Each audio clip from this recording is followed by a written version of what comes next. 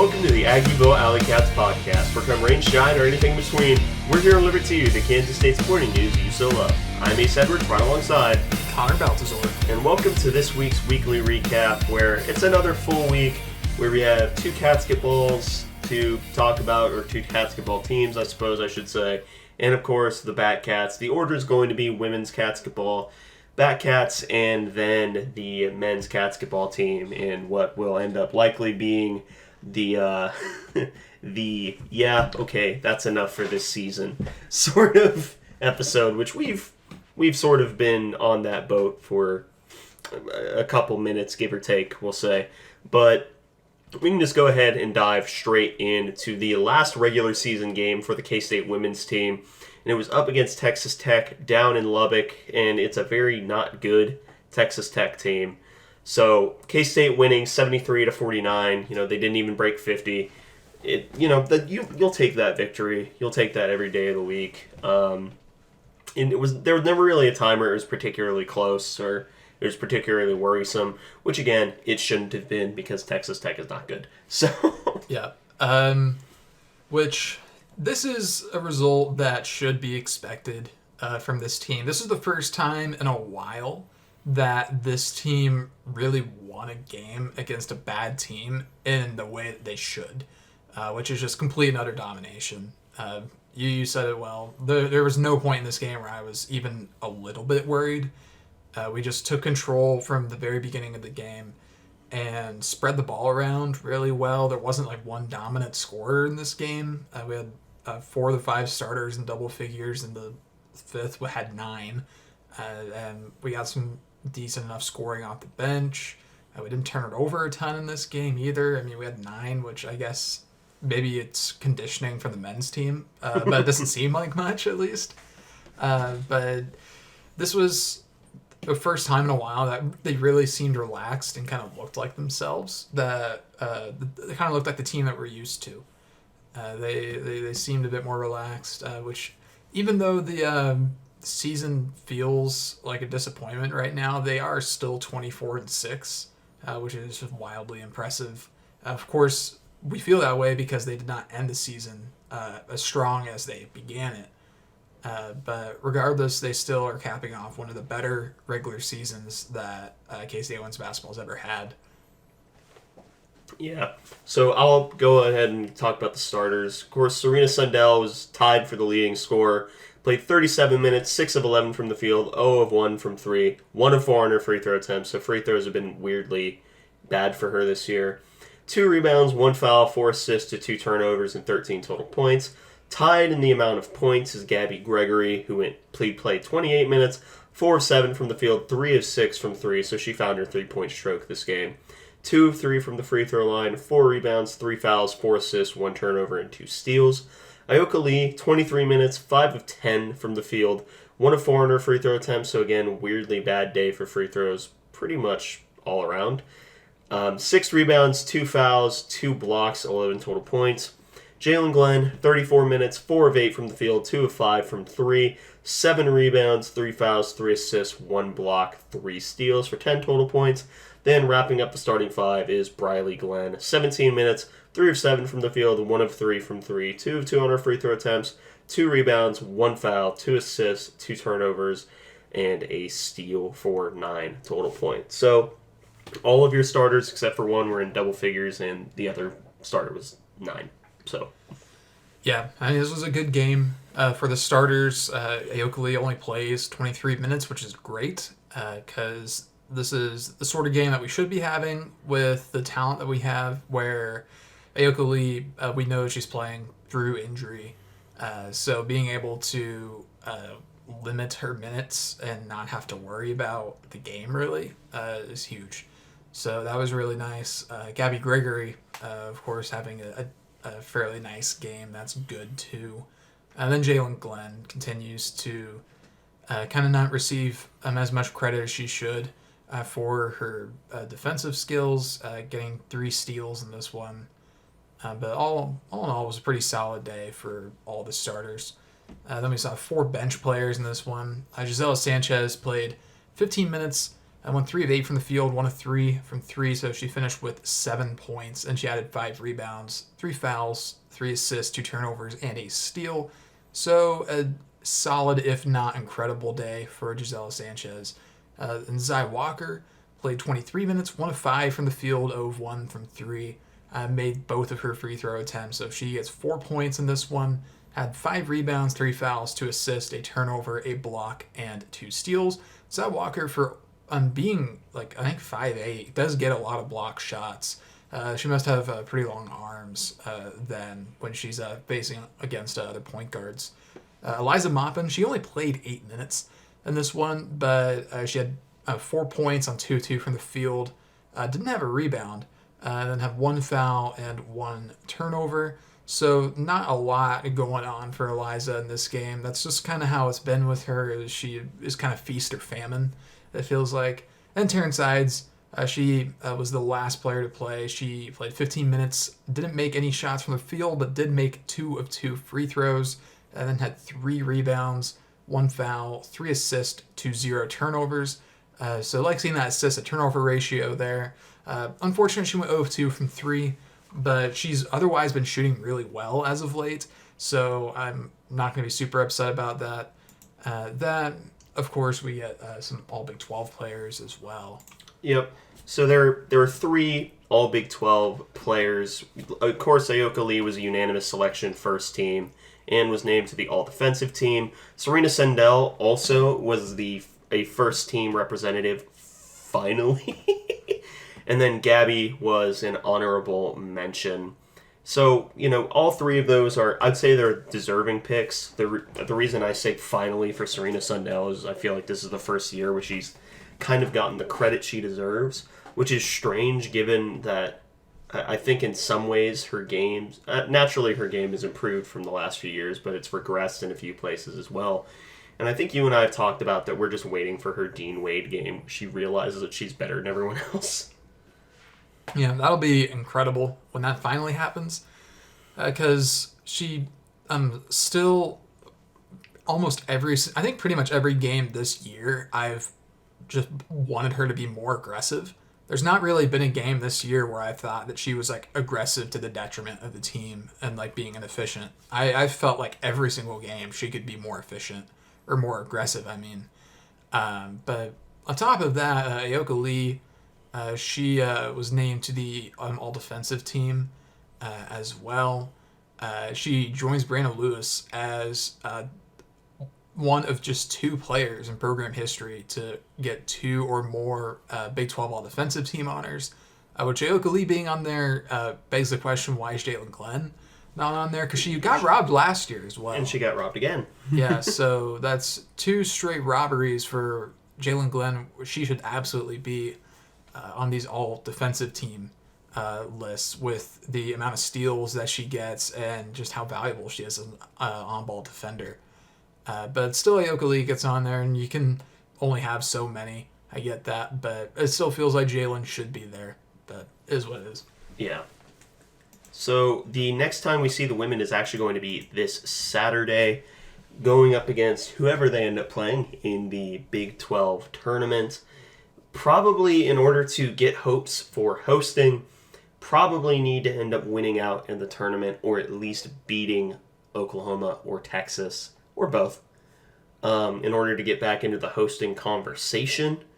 But, we'll see how it goes there. I do know that if they do end up hosting, Connor and I will make every single effort possible to be at least one of those games. Yeah. And I think they could probably get away with not beating Oklahoma or Texas if they just don't face them, because that means that Oklahoma and or Texas both lost. Mm-hmm. So they're losing regardless. But, of course, getting the head-to-head, or especially Oklahoma, I think would be really helpful because Oklahoma, I think, is taking up one of those lower spots that are actually achievable for K-State right now. They were 16th. Yeah, so K-State should have a decent chance if they're able to go on a little bit of a run, because they will get the double bye. They're the 3 seed. I believe they'll face the winner of West Virginia and UCF/Houston, I think it is. Yeah, UCF and Houston. So probably going to be facing West Virginia. We're coming off of a overtime victory against them where Ayoka Lee just did whatever she wanted. So hopefully we can have a repeat performance but without the overtime. Yeah. But now we can go into the Batcats, who had a series up against UMass Lowell, which it was a 3-game sweep. I don't really want to spend a whole lot of time on it because, we won by 9 and then 14 and then 9. So I don't feel like there's a whole lot to glean from this series. No. But you can still talk about, notable performances. Connor, you can take the offensive players here, just the notable ones. Yeah. Kalen Culpepper hit a home run in this one. Brady Day was fantastic throughout this entire series, but particularly this first game, he was just absolutely incredible.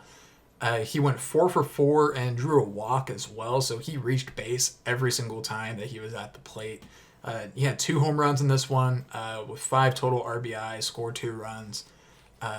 Really, really, really incredible stuff from Brady Day. Kalen Culpepper added 2 hits of his own. So those two, Culpepper and Day, they were responsible for 6 of K-State's 9 hits in this one. Then Brendan Jones, he added a hit and drew 2 walks as well. But for the most part, it was Culpepper and Day kind of carrying the day for the Batcats. And then Jaden Lobliner and Pelletier got hit by pitches. We drew 7 walks total as a team. Still left 7 on. That's just going to happen with this team, it feels like, at this point. Hopefully that's something we can rectify because we're getting guys on base. We're just not always clearing the bases like we need to, which if you're getting guys on base, that means at the very least you're like capable of hitting or like getting to base at some points. You're just not getting it. Yeah, you're just not able to really put it all together, which maybe with a little bit of time we'll be able to figure that out. But it was a nice first day win. Pretty stress-free for the most part. Yeah. Then that kind of carries over to the pitching performances as well. Owen Borma started the game, but only went 2. Struck out 4 of the 6 batters he faced. Then Andrew Evans came in for 3 innings. Gave up 4 hits, only 1 earned run, 2 strikeouts. Then Cole Weisenbaker, Preston Martinez, and Adam Arthur all came in. Cole Weisenbaker ended up with 4 Ks to only 1 walk. Preston Martinez just gave up a single hit. That's it. And then Adam Arthur ended up striking out 3 in 1 1/3 innings. So Andrew Evans gets credited with the win, but wins aren't a pitching stat. So moving on. Also shout out Adam Arthur, noted theme park enjoyer, for coming in on the last bit of the game here. But the second game of the series was started by Jacob Frost. It was a 17-3 victory for K-State. And, in terms of notable performances, Chuck Ingram went 4 for 5 with 3 runs, only 1 strikeout in the game. Brendan Jones, 3 for 5 with 3 RBIs and a home run.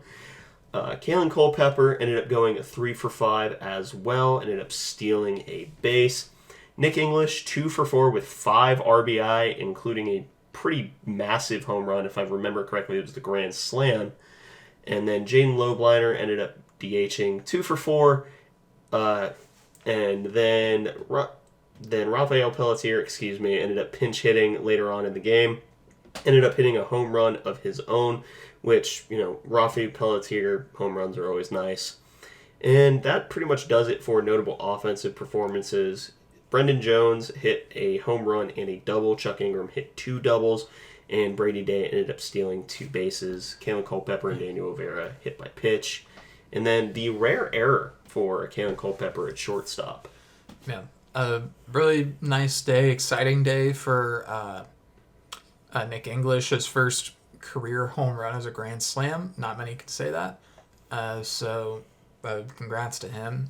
It was, again, this was the second game in a row where K-State just blew out UMass Lowell, but UMass Lowell scored first. Yeah. Because UMass Lowell took a 1-0 lead, and then we dropped 6 in the ensuing bottom half of, I think, was the 4th. But Jacob Frost started this game, had a much better outing than he did the prior weekend. So he gets credit with his first win of the year. He goes 5 2/3, so just coming up a little short of that quality start. Did give up 7 hits, but just 2 runs and only 1 earned run, 2 walks to 5 strikeouts on 92 pitches. So all in all, a fairly solid day for Jacob Frost. Just unfortunately couldn't quite get to that quality start at the full 6 innings. Sam Roberts came in and walked 2 batters on 13 pitches. Those are the only 2 he faced. Then we saw Blake Dean after. Now he went 2 1/3 and gave up 3 hits, 1 earned run, and a strikeout. And then Mason Buss came in to pitch the last inning, and he recorded 1 strikeout. And he, all in all, did a pretty fair job. But it was a pretty quality pitching day. Did give up 10 hits, but didn't really allow them to do much with it. So pretty solid from the pitching staff. Good job from the defense as well, per usual. Kalen had the error, but it was just kind of a mental lapse. Not anything I'm really concerned about. Yeah. Then the last game was a 10-1 victory, again, up against UMass Lowell. Josh Wintrip ended up starting and gets the victory, but yeah, this one was it's not a quieter offensive day, it's just a more evenly spread one. Yeah. Not a lot of true standouts here. Nick English had a great day, 2 for 3 and drew 2 walks, scored 3 runs, got a double as well. He stole a base.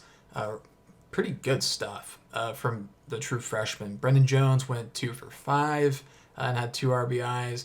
Jaden Lobliner had a home run. He went 1 for 3 and drew 2 walks. Daniel Rivera was hit by 2 pitches and went 1 for 2 otherwise, and also drew a walk. So he reached a ton. And then Kalen Culpepper, he went 0 for 4, but he was hit by a pitch. Lobliner, of course, has his home run. Beyond that, David Bishop, he went 1 for 2 and drew 2 walks and scored 2 runs and added an RBI to the mix as well. So yeah, it's a good way to put it. Pretty evenly distributed day.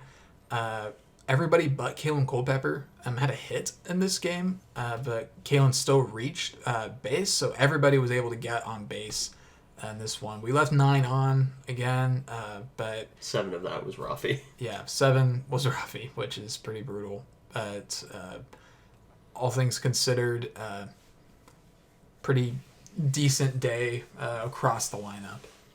Yeah. In terms of pitching, only 3 names to mention. Josh Wintrip going 6 1/3, giving up 3 hits, only 1 earned run, 1 walk to 7 strikeouts, and a hit by pitch. Cole Weisenmaker pitched a third of an inning, got a fly out, or a ground out rather. That's it. And then Jack Wentworth came in and closed out the game with 2 1/3, only giving up 2 hits, 1 walk, and 2 strikeouts. So, pretty dominant victory for all of these games. So that gave us a little bit of confidence going into the 2 weekday games.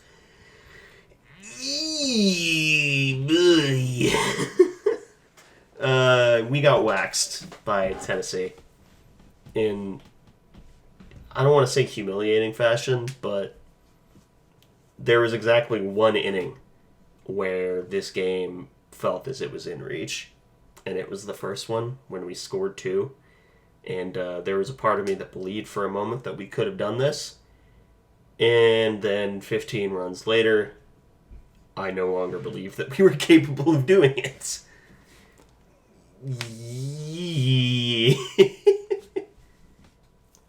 I guess I got offense. But there's not too much to say, really. You know, Chuck Ingram ends up going 3 for 4, so good for him, with a single RBI. Then, outside of him, Brendan Jones, Kalen Culpepper, they each got a hit. Kalen Culpepper had a double. Caden Phillips hit a home run to cut the lead down to like 11, or cut the lead down to like 10. 10, yeah. Off the bench. Rafi walked every time he was at the plate. Yeah, good job, Rafi. But yeah, 9 runners left on base, and you can't do that against these better teams. You just can't do that. Like, you can't get those opportunities and then just like piss them away. You just can't do it. No. Because the pitching, of course, was the main issue, but the bats did give us a shot early. But, of course, the major takeaway from this game was Owen Borma pitched on a Friday. It was only about 20 pitches, but we tried to steal one on short rest for Borma. And it went well for an inning.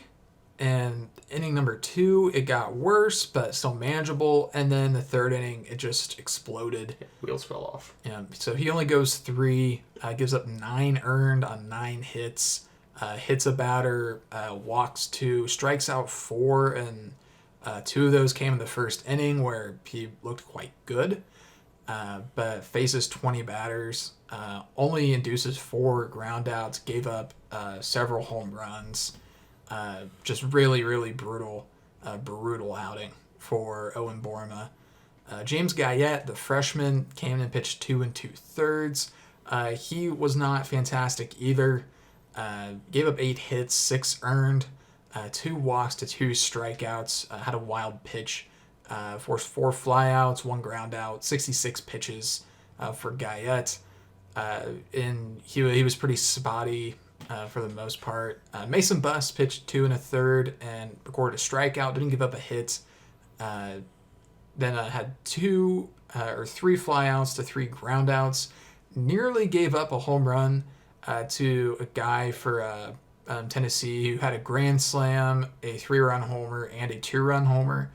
So we were probably about 3 or 4 feet away from giving up a home run cycle, which is not a distinction that I would like to have.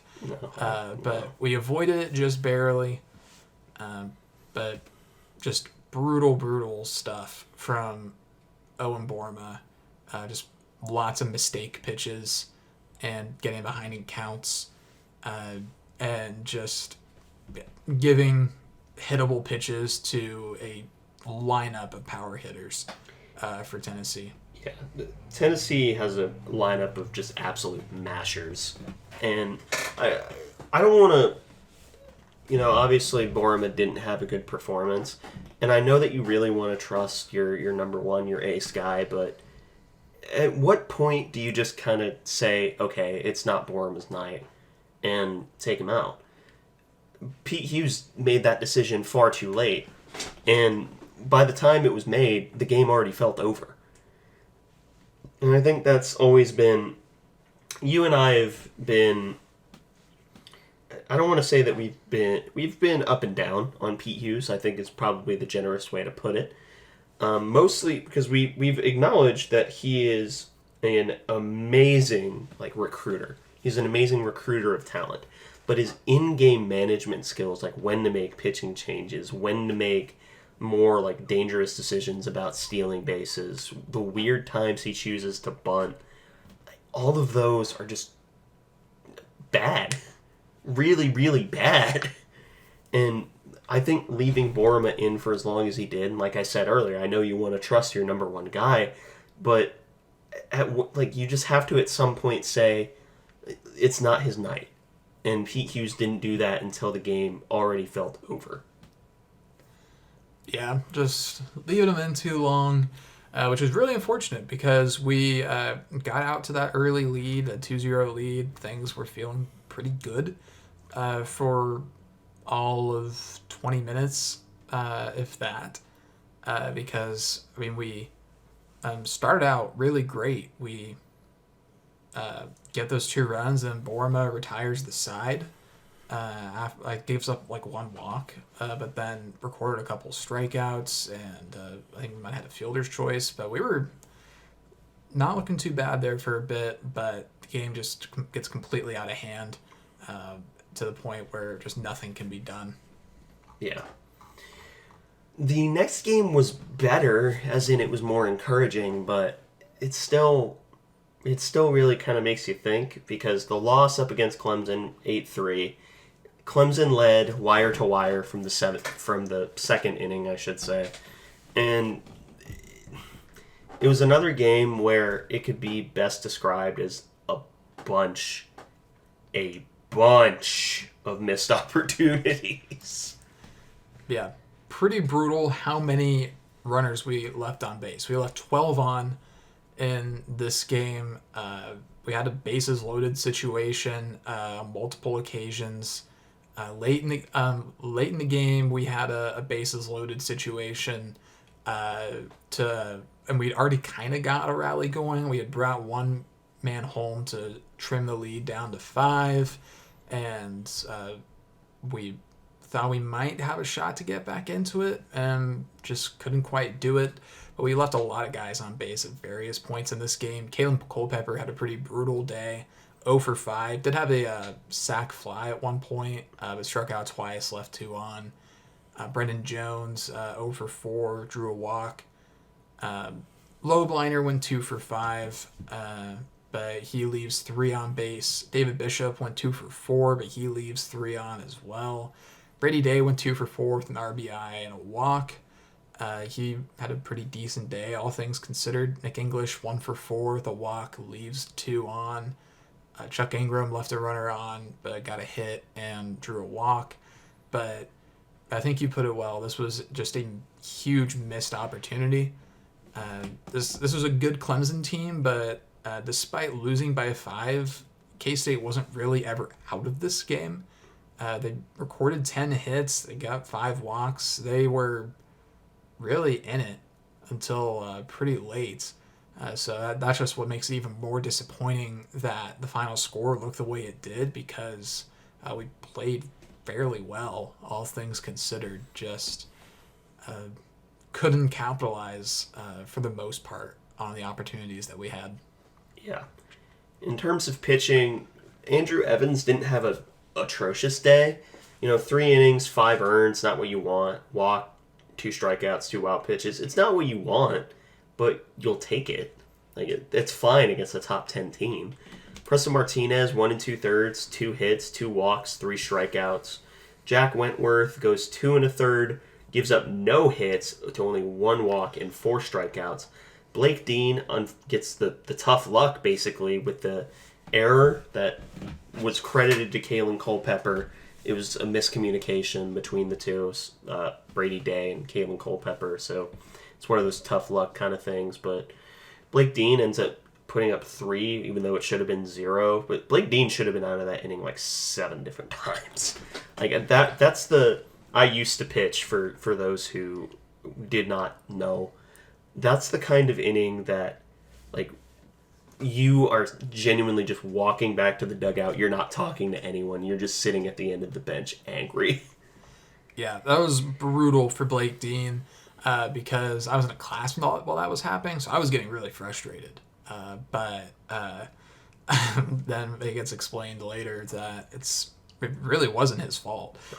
So I really unfortunate to give up 3 runs and none of them earned.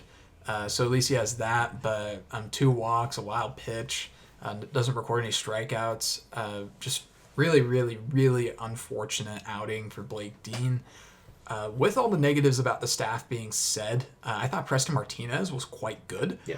And Jackson Wentworth has an argument right now, I think, for being the best pitcher that K-State has. And I don't know how close it is, especially with Tyson Neighbors being out for at least a little longer. Jack Wentworth, I think, is the best pitcher on staff for K-State. And that is after a shaky season, to be kind, last year, and just a lot of uncertainty. But he has been phenomenal to begin this season. He deserves a ton of credit for kind of stepping up in a difficult situation. He probably would have pitched that last inning as well if he hadn't gotten hit in the leg on a liner. Yeah, which, ow, by the way. Yeah, so shout out Jack Wentworth, who had the best pitching performance out of anybody. I would say by far, but Martinez was really pretty good, despite having a visibly worse stat line.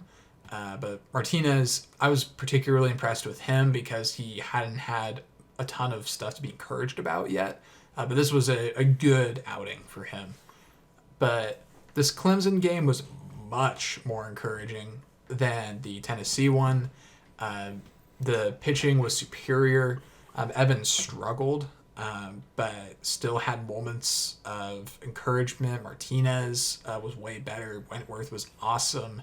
and Dean just got let down by what is normally a really, really good middle infield, and just complete and utter collapse of communication that goes on Dean's stat line, but is not Dean's fault. No.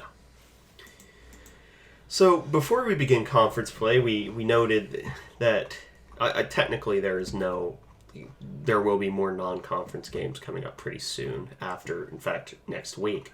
Yeah. But in the non-con slate, I know that there are people who are both family and also normal players of the team, but again, I'm not trying to be mean. I am trying to be honest in a way that only someone with love in their heart can be, because I know they can take it. But I am painfully underwhelmed with the non-con slate.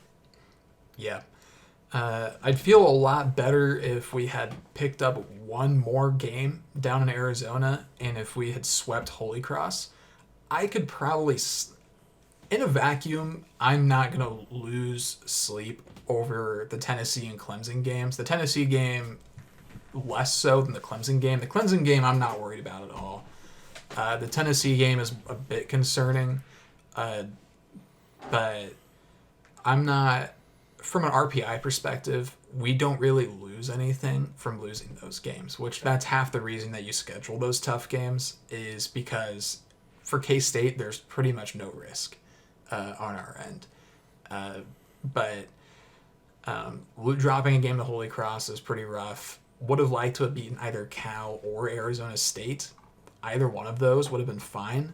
Boston College is turning out to quietly be a pretty solid win. They're top 50 in RPI right now, I think. I can't remember exactly where they are. I can stall while you look. Yeah, but both of those teams that we beat, Georgetown isn't going to quite be a great team this year, but Boston College, I think that's still going to go down as a quality win. They're RPI 45 right now, so that is a pretty quality win, but Cal's RPI 38, Arizona State's RPI 40, so those would have been big wins. Georgetown's going to just not be a good win because that's RPI 153. But yeah. Where's Holy Cross at? Just out of curiosity. 142. Okay, they quite the fall. Yeah. And we are 102. Oh god. Anyway. So, but Clemson was RPI 2, or they are RPI 2.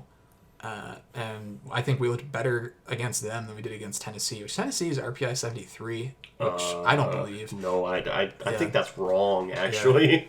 Yeah. But we've got more opportunities coming up. Cincinnati is low. They're 169. We need to sweep Cincy. We need to beat South Dakota State in the middle of next week. They're RPI 216. But then we have a tough series against Missouri State, who is RPI 24. Right now they are 6-5, but I don't care because RPI high equals good. Yeah, literally, that's what the committee looks at, is just RPI. We've established that wins and losses don't matter. It's where your RPI is. Yeah, and those three matchups against Missouri State at home, absolutely massive. We have a home matchup coming up against Nebraska. They're RPI 6 right now. UCF's RPI 3. And we're traveling down to Orlando to face them in early April. We'll have two matchups against Wichita State. They're RPI 70. Northeastern, when we go on that Connecticut trip, UConn is 33. Northeastern is 18. We'll have some good opportunities. We'll go on the road to TCU. They're RPI 7. They're undefeated at 13-0. We'll take a return trip to Lincoln. West Virginia is 32. There are plenty of opportunities for this K-State baseball team. So this season is not over. And not remotely. And in the past, we've also seen them kind of peak in that early to middle conference play sort of area. So I'm curious to see how that all unfolds. But I'm not out on the baseball team yet. With that being said, there are still issues that need to be rectified. We need to take better advantage of the opportunities we're given, particularly when the bases are loaded. I think I think we determined we may have like one hit this whole year with the bases loaded. I think it's 2 after the Clemson game last night. Oh, that's right. We had like a station-to-station Yeah. hit from, I can't remember who, maybe Bishop. Maybe. But other than that, it was the Nick English grand slam. But we've been oddly good at 2-out hitting, but not when the bases are loaded. And I would trade that in a heartbeat. I would trade that as well. But this team still has a ton of potential. But now we've gotten some very valuable experience. We've seen a lot of arms as well. And even the ones that have struggled, there's still reason to feel optimistic. So I'm hoping to see more from the team upcoming. I think I'll be at the game this upcoming Sunday against Cincinnati. So hopefully we're going for a sweep against Cincinnati on that day. Should be a very sweepable series. Yeah. But remains to be seen. But there's a lot of season in front of this team. So Yeah. And I unfortunately won't be there to join you. I will be in North Carolina. But, which speaking of, I guess mini announcement, Connor will be doing the episode solo next week. could happen to anybody. Really could have. It's happened to you 3 times. It's happened to me once. Yeah. But now we can talk about the men's basketball team. I don't really want to spend a whole lot of time on them. Like, lose a heartbreaker in Cincy, 74-72. Season basically dies there. Yeah. And then get mollywopped by KU and Allen, which we projected to happen. So Yeah. The Cincy game, Tyler Perry was phenomenal. 26 points. Drell Colbert, he had 15 points in 17 minutes, which is unbelievable. 5 of 8 from the field, 5 of 6 at the free throw stripe, 7 rebounds as well. Then he added a block and a steal. That was Drell Colbert's best game of his whole career. He really showed up. But that was kind of it. Perry showed up, Colbert showed up in limited action, only 17 minutes.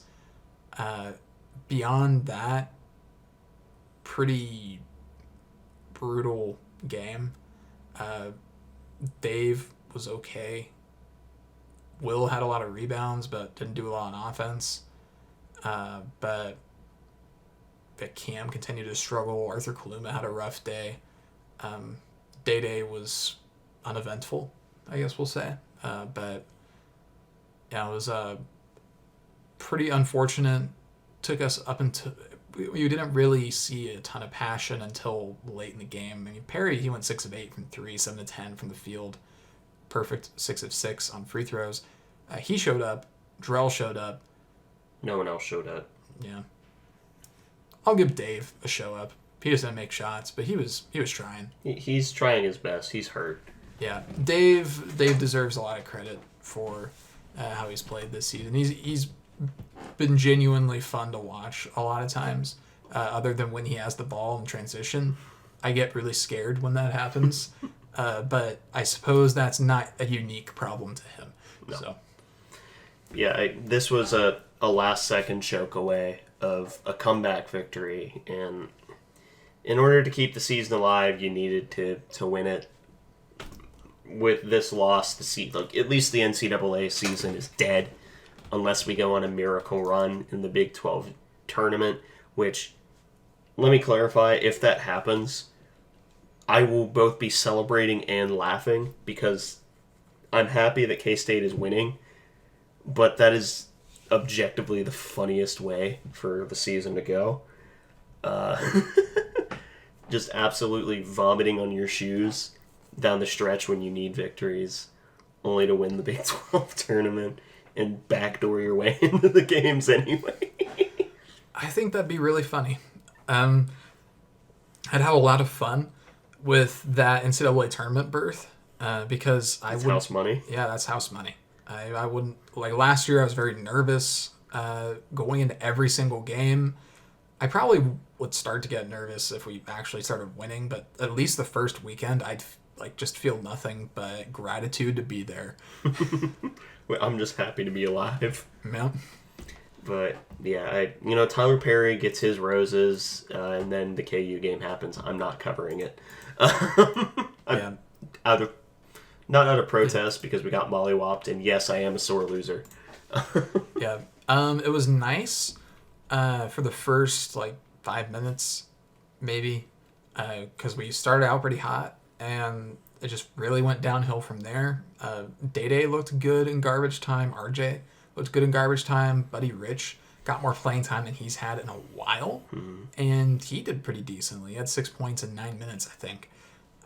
But you don't have to get the box score back up. It's okay. We don't have to look at it.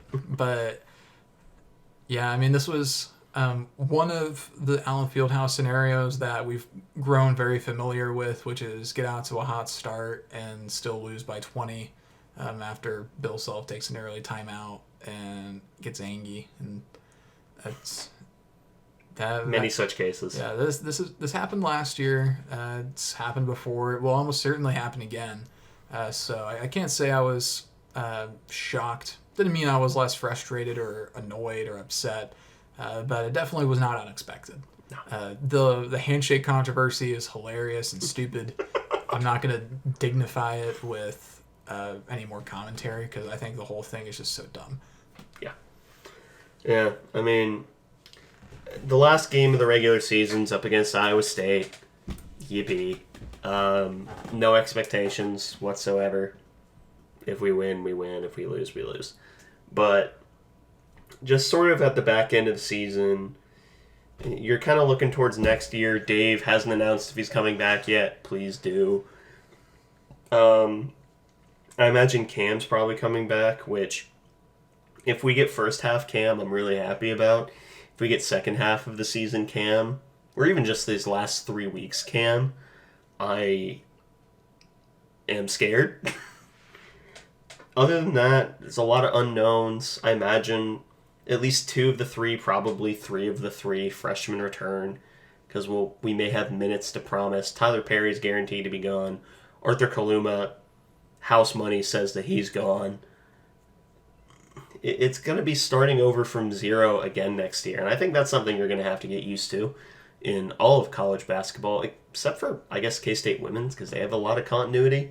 But even then, next year, they'll probably, I mean, depending on what Yoki does, they'll still have 3 of their starting 5. It's less common to have all of that transferring in the non-revenue sports, just because unless you're like really, really good or not playing at all, you're generally better served by just sticking around, because it's not like the NIL money is insanely better. Yeah, like for the average player. Of course, if you're a star, then it's completely different. But I think we'll probably be fine. I'm sure we'll have people tampering with like Serena Sundell, Aoka Lee probably, if she ends up deciding to play again. But yeah, for the men's team, we're just going to have to get used to, it's going to be a lot of new faces every year. I hope we keep all 3 of the freshmen, Day Day, RJ, and Buddy, because I like all of those guys. David Castillo's coming in next year, and I'm very excited about him. Other than those 4, hopefully Dave is back. Cam's probably back. But Tyler won't be back. I doubt Kaluma's back. Will McNair won't be back. And probably a few other guys as well. But, yeah. So it'll be a big offseason for the men.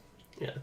I guess this may be like an off-season Q&A question, which speaking of, we haven't done a Q&A in a while. Yeah. Probably should. Probably should do that. But do you think that this ends up being Jerome Tang's worst season? I'd like to think so, yeah. Because there's been a lot of lively discussion about Jerome Tang as of late. I think most of it is a bit reactionary on either side, because I think there's lots of people that think that he can do no wrong, and I think that that's just not correct. I think there's a lot of people that are saying he's as bad or worse than Bruce Weber, which I think that's just frustration with how the season's going. I'm trying to stay as rational as possible, which I can't always do, but it's year 2. Last year we did not expect anything, and we had a fantastic season where the stars aligned perfectly, and everything went exactly as it needed to for us to have a great season. And this year everything went exactly as it needed to for us to not have a good season. So We've had opposite ends of the spectrum. One where everything's gone perfect against expectations, and one where everything has gone horrible against expectations. So maybe we'll average out after this year and get what we're hoping for, which is a solid season where we make the NCAA tournament. But we'll be getting David Castillo, who's one of the best recruits K-State's ever had, which I think people forget about. And there's going to be another great transfer portal class. Tang's probably learned his lesson from last year. Yeah. I think that we've probably learned not to be as picky as we were this past offseason. And it seems like NIL is really being emphasized around the athletic department right now, especially for the main two sports, which that will probably help with recruiting, whether you like it or not. It's just what it is now. That's just what it is. And if we want to win games, that's just how, at the moment, we have to do it. And so I hope that we lean into it. But I'm not super worried about the future right now. If this happens again next year, I'll feel differently. But I'm not going to let one season ruin my palate for Jerome Tang. Because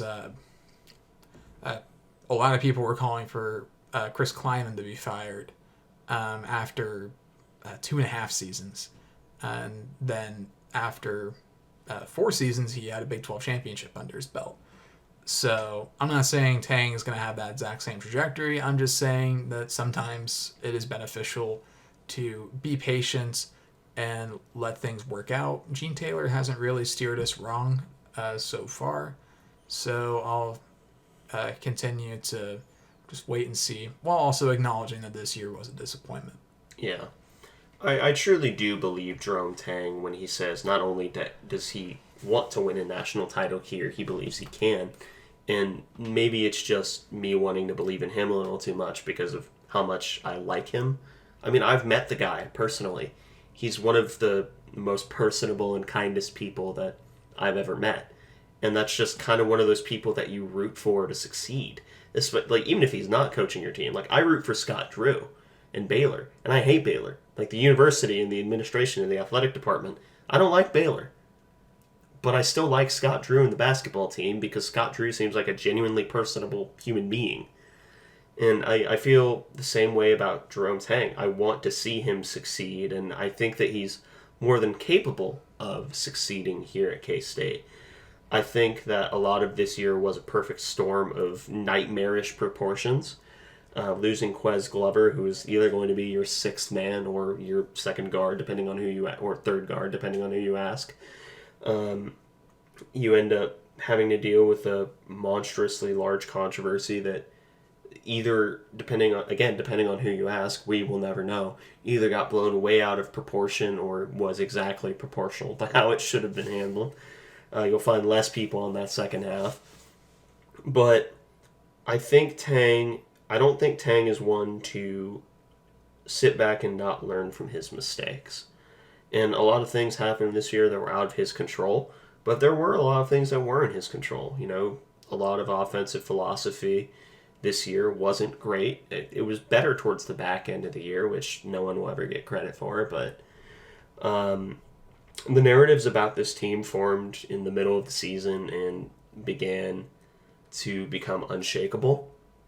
And it's disappointing, and the entire season is disappointing, but it hasn't soured me on Jerome Tang yet, because I have seen what he can do with fewer parts in like a better situation, because I still believe that at the end of the day this team is deeper than last year's team in terms of pure talent. I truly believe that. Will I get crucified for saying that on Twitter? Absolutely. That's why I'm saying it here and not on Twitter. But top to bottom, this roster is better. It just doesn't have the 2 main stars. And I think that next year will sort of aggregate out to being a considerably better season, but maybe not as good as the one we had with Marquise Noel and Keontae Johnson. And you're not going to have those seasons every year. Every coach is going to have a weird down season at least one point in their career. is this Jerome Tang's down season? I hope so. But I think it's too early to say that, oh, he sucks as a coach, or, oh, the game has left him by because he didn't want to get into NIL bidding wars for certain players. But you said it best. It just feels reactionary. Just painfully reactionary. And this entire, 2 or 3 minute rant that I've been on basically amounts to me shrugging my shoulder and say, I don't know, but I hope he does well. Yeah, I mean, I feel pretty similar, so I won't rehash it. Just, unfortunate how the season's gone, but still a game left. We'll see what happens. Well, there's still 2 games at minimum left. True. But we'll see how they go. I'm going to guarantee you the next time I come on the show that if we end up winning the Big 12 title, the first thing I will do on that episode is start laughing. All right. Anything else to add? No, I don't think so. All right, well, if that's the case, thank you all for listening to this episode of the Aggieville Alleycats podcast. If you want to follow or contact the show, you can follow us just about anywhere at Aggieville Alleycats, and if you want to email us, we're AggievilleAlleycats@gmail.com. If you want to follow us on a more personal note, I'm at ACEdward00. I'm at Connor Baltazar, capital C, capital B. And if you want to support the show financially, please be sure to check out the official Aggieville Alleycats merch store or our supporters link through Spotify for Podcasters, both in our Twitter and podcast bios. But most importantly, thank you all for listening to this episode of the Aggieville Alleycats podcast. Where come rain, shine, or anything in between, we're here to deliver to you the Kansas State sporting news that you so love. Stay safe, Alleycats.